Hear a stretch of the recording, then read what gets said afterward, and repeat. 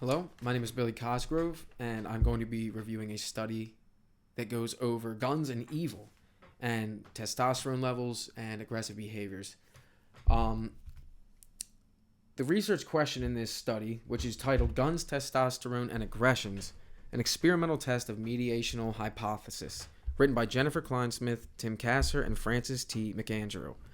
Now, the research question here is just the handling of a weapon and the presence of a weapon being around you. Does that create higher testosterone levels, which creates then later interpersonal aggression or thoughts and actions? Um, the study here also utilizes the hot sauce paradigm, which is regarded as one of the best ways to measure evil and aggressive behaviors and thoughts. It is where subjects of a study and participants have to be given a cup of water and hot sauce, and anonymously they can add as much hot sauce to it as they want.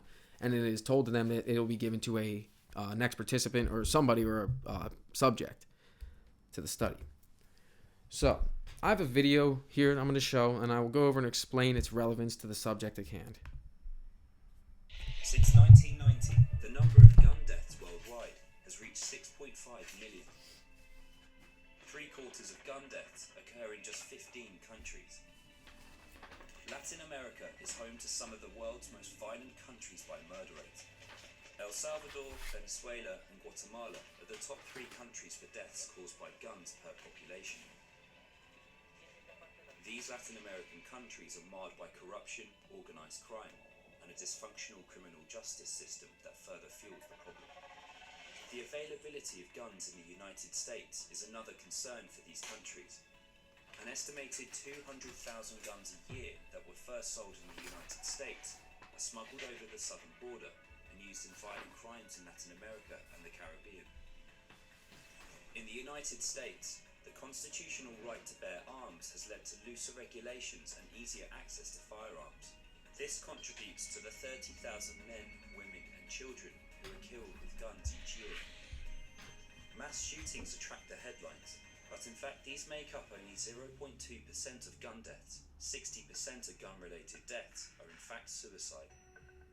America's suicide rate increased by 25% between 1999 and 2015, with nearly 45,000 taking their own lives in 2015 alone. Half of these suicides were carried out with guns. Though guns aren't the most common method of suicide, they are the most lethal. Other wealthy countries have far lower rates of gun violence. In Japan, if you want to own a gun, you must pass a written exam and a shooting range test, alongside a series of mental health, drug, and criminal record tests. It has virtually eradicated gun crime. After a mass shooting in 1996, Australia introduced an effective buyback scheme of firearms. In the 20 years following the ban, there was an accelerated decline in total gun deaths. But in America, the House of Representatives has not voted on a single measure to prevent gun violence. And in some states, such as Texas, where students at public colleges can now carry concealed handguns, the law has actually loosened. Easy access to firearms will continue to be the main driver of America's gun deaths.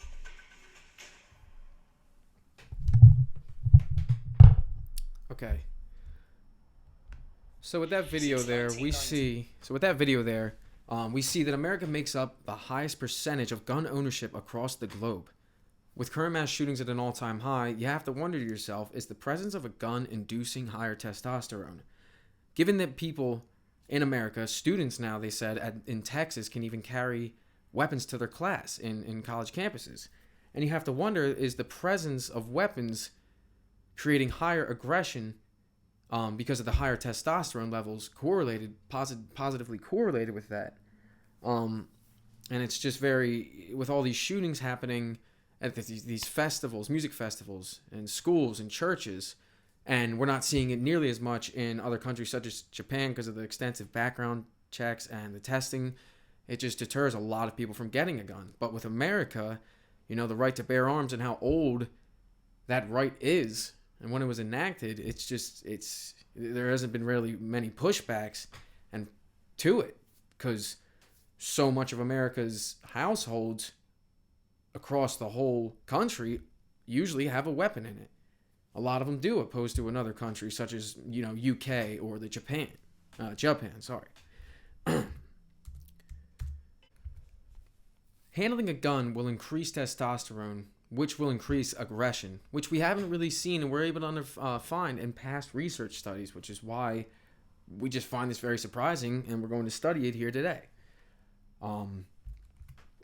Basically, higher testosterone creates higher aggression, and past studies suggest guns and testosterone create aggressive thoughts and behavior. This is said and it has been proven to have been done. Animals react to higher testosterone, resulting in aggression and social dominance. This has been done from observing and also just studies of animals of many different types. Males and as well as females react the same to being injected with testosterone in terms of social dominance and social cues to react a certain way, such as maybe being challenged by another male or female. Humans show positive correlations with testosterone, such as restlessness, tenseness, as well as greater violent behavior. So the challenge hypothesis is a hypothesis that was formulated by Wingfield, Hegner, Dufty, and Ball in 1990, and the reference to this is in the research article. So the challenge hypothesis was used to explain aggressive behavior in male bonded birds. Testosterone is said to rise in response to situational cues, as I was saying, like threat to male status or competition between two males. And it's been supported across a wide variety of vertebrate species.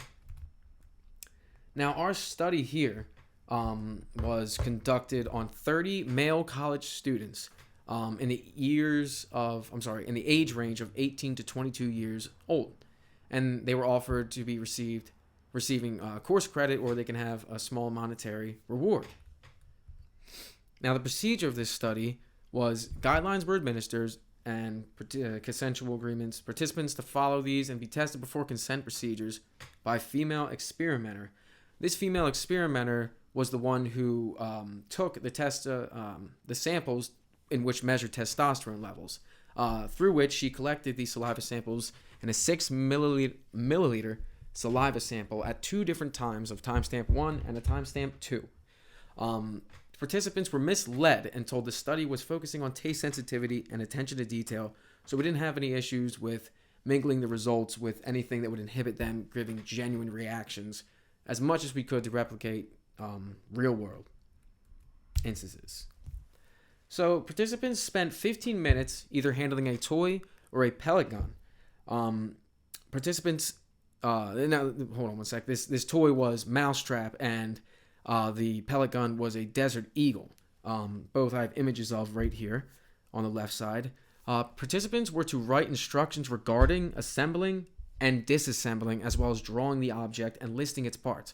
Now, the parts were similar in terms of quantity, so that didn't also make any difference in, maybe it was too difficult or one was way more difficult than the other. It would just mess up the results and the accuracy of trying to discover whether or not the item in which they're holding is increasing aggression because of higher testosterone levels from handling it.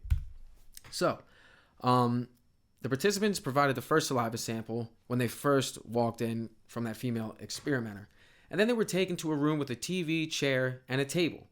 Now, this table had a paper on it and either a pellet gun or mousetrap game on it, which is the independent variable that we are measuring here, the pellet gun and mousetrap. And testosterone levels, which is the dependent variable here, we're going to see the manipulation of this through the object that they are handling, whether it goes up, whether it goes down, and the significance between the two, if there is any.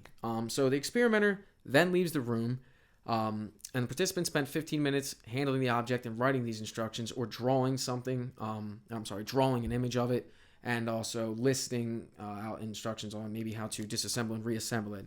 After this was done, experimenter came back in, took the second saliva sample in the 6 milliliter tube.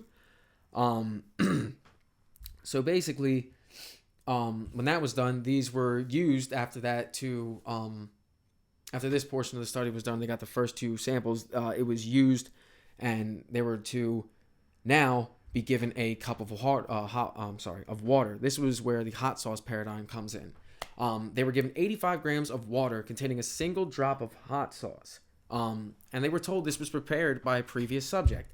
The participants were to sip this sample, then rate it on a scale, the taste, because they were told that this study had to do with taste.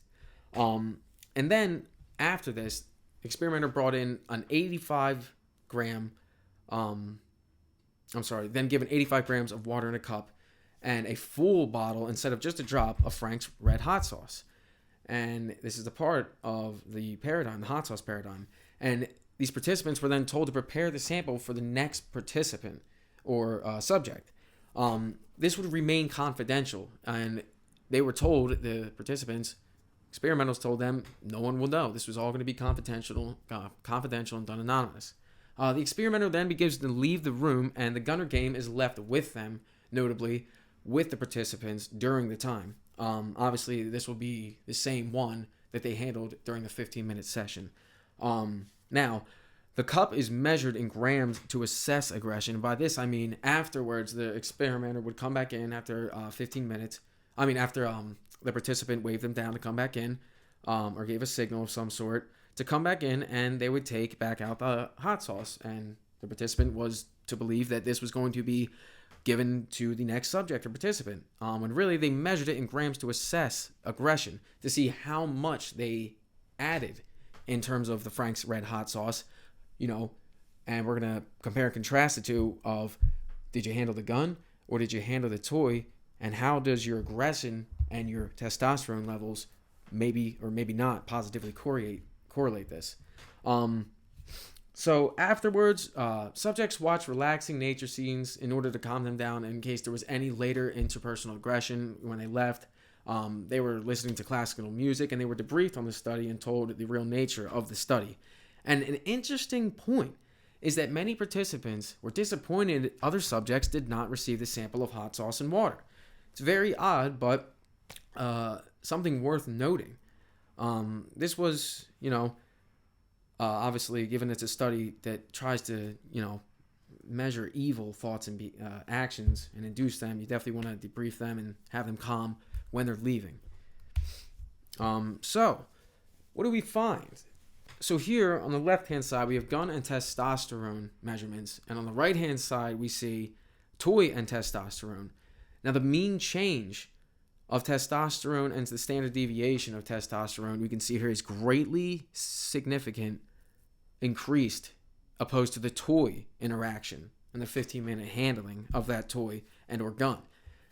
So, given that, we already can see here that one of our hypotheses is already being given back to us. It's told that it is correct because the gun significantly increased testosterone opposed to the toy. So how much sauce did these participants exactly add? Now, the gun significantly increased evil doing based off of these charts. Evil doing, aggression behavior, evil thoughts, aggressive thoughts. Gun interactions in grams of hot sauce was measured at almost 14 grams, whereas the other one on a mean change, the toy interaction, was only a little above 4.2 or so. 4. And the standard deviation is also extremely different, and it's significant in the two, in seeing on how much hot sauce in terms of grams they added. Now, I wish I had an image to show you. I was unable to find one and was unable to provide my own, and I wish I had, but it is a significant amount in terms of grams. And this was measured to replicate evil thoughts and behavior. So, the handling of a gun is positively correlated and significant in the changes of testosterone, which then in turn added more hot sauce. Participants added more hot sauce to the cup of water, opposed to the handling of the toy, which was Mousetrap, where we see testosterone levels decrease, and which did not show any sort of positive correlation in adding more hot sauce opposed to the participants who handled a gun. The discussion section here is what we sum up to find is that the presence and handling of a gun versus Mousetrap, the game, a toy, is causing participants to add more hot sauce, or cause participants to add more hot sauce. seemingly because of greater testosterone levels, as our results showed. And the mathematics into it is a significance, if not 3 times to 4 times as much in some cases, as we see. And is a significant result in that case that the gun and the presence of it and handling of it created higher testosterone opposed to the game mousetrap. Now, the limitations of this study are there was no female participants, obviously. There's very much a lack of that. And it would be interesting to study their standpoint of the same exact, their reaction of the same exact study. Future studies should emulate that and try to do that so that we can better understand just what is exactly happening here. And another interesting factor is, does prior experience with guns change one's behavior around them? People such as hunters, soldiers, gun store clerk, who are around weapons and seem to have more of what you would see as a respect, maybe some would say, towards these weapons and what they do, or if they have them as a hobby or something like that. Are they affected by this anymore, or does the constant presence of these weapons around them, these guns, cause any sort of, deterioration of the effects, And that's also something worth noting here as a limitation. So, in terms of the criteria of defining and addressing evil, did the participants cause harm? Yes, significant amounts of hot sauce were added, so I think it is safe, even though, it's a little hard to say. But, I believe yes, because the significant amounts of hot sauce were added. And, hot sauce can be very uncomfortable. People can just not maybe breathe easily from it. It can be very, very irritating for a long time, given the scale of how hot that hot sauce is. And was it intentional? It's safe to say yes, honestly. I mean, the participants were made aware hot sauce would be given to next subject during this study. And, yes, they were misled because it wasn't, but they were aware that they were giving it to the next participant. And that's why measuring whether they interacted with the gun or the toy is significant in this, because we measured the hot sauce put in the cup of water. And was it excessive? Honestly, this is more of a gray, hard area. Is it excessive? It depends, honestly. If you got somebody that obviously dumped the whole entire container in, maybe that would be considered excessive. But for this study, there was not. We saw a greater increase, but it was nothing that was excessive, I would say. Can't really say it definitively. So the hot sauce paradigm. How can we better simulate evil? Now, what I'm thinking is that Frank's Red Hot Sauce is a moderate hot sauce made with cayenne peppers, which is something that most people could have at a restaurant that would be, used on their buffalo wings. Cayenne peppers are very, very common in buffalo wings, and Frank's Red Hot Sauce. Ghost peppers have a much higher heat index opposed to cayenne peppers, and I think that's worth noting. Maybe next time we use a hot sauce that is something they have to try a little bit of and then have to give it to the next participant. Something that is truly, truly harmful to somebody. Like, these can actually be dangerous at times, depending on the severity of it. But, having something more hot would maybe make something interesting of it. Evil could have been measured differently with hot sauce made with ghost peppers. As I said before, it's just a completely different type of heat scale. I think it's called Scoville units, actually, as how they measure the heat of a pepper. So in conclusion, handling guns create higher testosterone levels, which increases interpersonal aggression and evil actions. And the lack of female participants in the experience an individual has with guns should be measured for future research. The study here definitely depicts that having the presence of a weapon around you or handling the weapon can definitely create higher testosterone levels, which can most definitely create better interpersonal aggression levels. These are my references here to the article and research article, as noted before in the beginning. And thank you so much for listening. I hope this was okay. Thank you so much.